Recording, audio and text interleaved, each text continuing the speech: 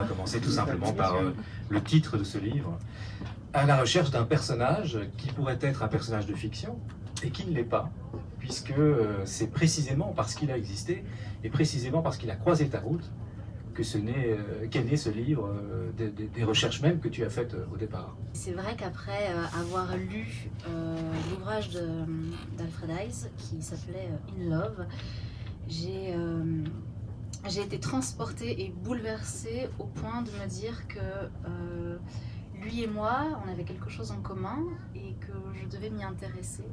Et c'était une sorte de pensée magique, évidemment, mais une pensée magique qui ne me quittait pas. Et j'ai fait fi de toute rationalité et je me suis lancée à sa recherche. Alors cette recherche, justement, elle t'a mené jusqu'où?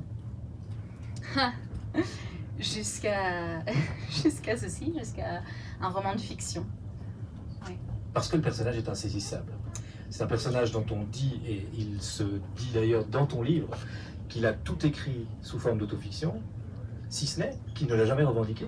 Donc c'est une supposition, c'est une déduction de ce qu'il a écrit, scénario, roman, poésie aussi.